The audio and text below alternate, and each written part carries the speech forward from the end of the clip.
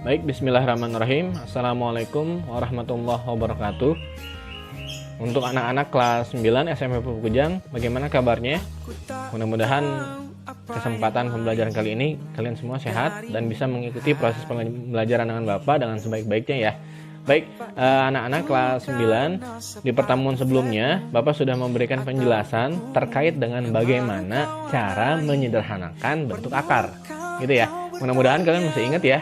Bisa ya caranya ya. Kita akan lanjutkan ke materi inti dari bentuk akar ini, yaitu adalah ini bentuk akar. Nah, bentuk akar, kalau Bapak sering mendefinisikan, sebenarnya bentuk akar juga bisa kita bilang ini merupakan bilangan berpangkat juga. Pangkat berapa? Nah, ini adalah pangkat pecahan kalau untuk bentuk akar itu. Gimana Pak maksudnya? Jadi kalau Bapak punya nih ya akar A, maka sebenarnya kita bisa tulis A ini adalah pangkat 1/2 gitu. Jadi pangkatnya pangkat setengah. Kenapa Pak setengah? Karena sebenarnya di sini ada tulisan 2-nya gitu. Tapi memang biasanya untuk pangkatnya yang akar 2 itu tidak dituliskan, makanya tidak dituliskan gini aja. Tapi ini nilainya adalah A pangkat setengah. Artinya kalau Bapak nih punya akar 3, sebenarnya kita bisa tulis ini 3 pangkat setengah. Nah gitu.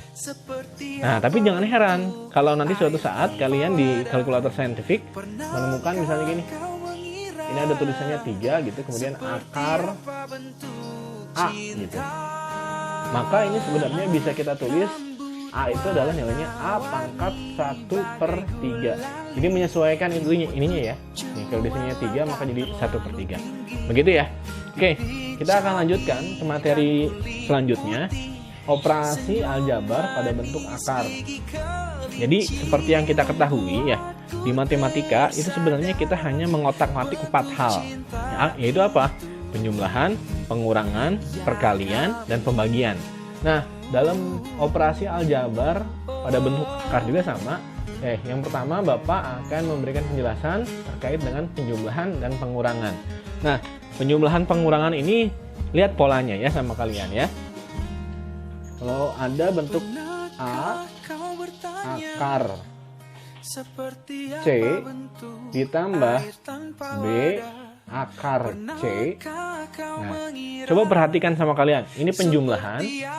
Dan yang harus kalian ingat adalah lihat, akarnya sama. Ini C, ini C. Ya, ini C, ini C. Maka hasilnya kita bisa dapat ini adalah A tambah B akar C. Itu. Ya, dijumlahkan saja karena apa? Ini depannya sudah sama. Begitu ya. Oke. Nah, kalau pengurangan juga sama sebenarnya. Kalau ada A akar C dikurang B akar C, selama akarnya sama C bentuknya, maka kita bisa tulis ini adalah A dikurang B akar C. Nah, ini ya yang perlu kalian harus ketahui. Nah, kemudian catatan nih, catatan. Apabila akarnya berbeda, itu tidak bisa dikerjakan. Ya. Jadi penjumlahan dan pengurangan itu syaratnya apa? Nilai ini C sama C sama. Ini C sama C juga kalau dikurang sama. Ya, jadi akarnya harus sama. Contoh, Bapak akan kasih contoh nih. Ya. Bapak akan kasih ini dulu dikotakin biar kalian ingat. Ini. Ya. Kemudian ini harus kalian cermati juga nih. Sekarang contohnya. Contoh misalnya gini, Bapak punya 2 akar 5 ditambah 3 akar 5. Nah, lihat deh. Ini akarnya sama, ini akarnya sama. Ya, akar 5. Maka kita bisa kerjain bahwa langsung aja, berarti 2 tambah 3 berapa? 5. Akar 5. Selesai. Ya. Nah, kalau misalnya akarnya berbeda, itu tidak bisa dikerjain. Misalnya gini, 2 akar 5 ditambah 3 akar 7. Nah, ini tidak bisa dikerjain. Kenapa? Ini dan ini berbeda.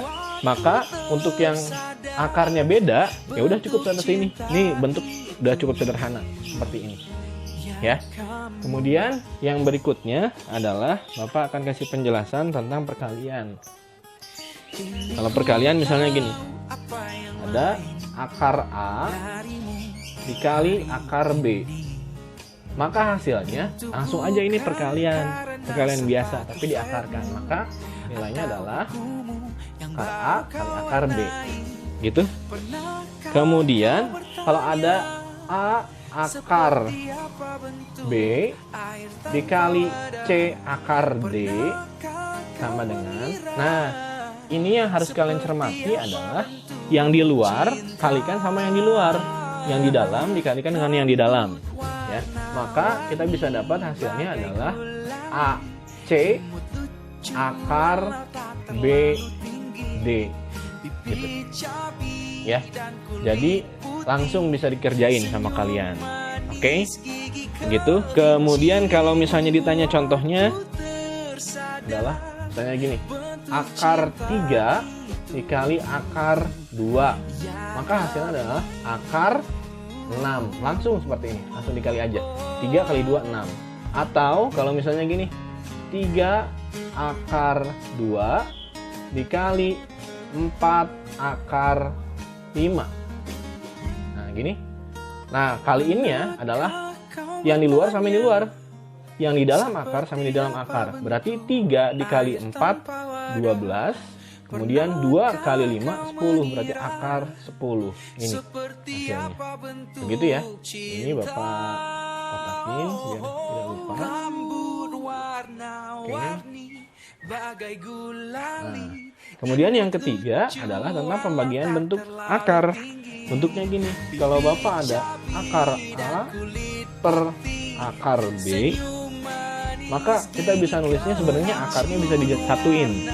Jadi akar yang lebih besar, jadi akar A per B gitu ya, atau dibalik sebenarnya boleh bentuk ini sama dengan ini ya.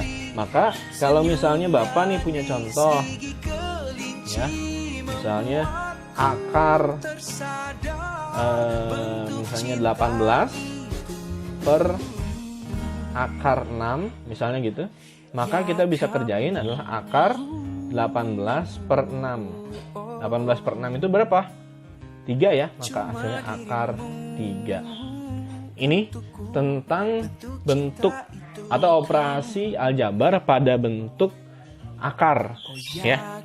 Mudah-mudahan kalian bisa memahami sifat-sifat ini, kalau dijumlahin seperti apa, dikurangin seperti apa, kemudian kalau dikalikan seperti apa, dan kalau pembagiannya seperti apa. Begitu ya untuk penjelasan tentang bentuk akar dan operasi aljabar bentuk akar. Demikian, mudah-mudahan kalian bisa paham. Untuk berikutnya nanti kalian bisa lihat video Bapak berikutnya. Baik, terima kasih. Mudah-mudahan ini kalian jadi paham tentang bentuk akar ini. Terima kasih ya anak-anak kelas 9. Kalian terus belajarnya dengan semangat. Dan kalau misalnya ada pertanyaan boleh nanti Bapak sampaikan ke Bapak ya. Baik, terima kasih. Assalamualaikum warahmatullahi wabarakatuh.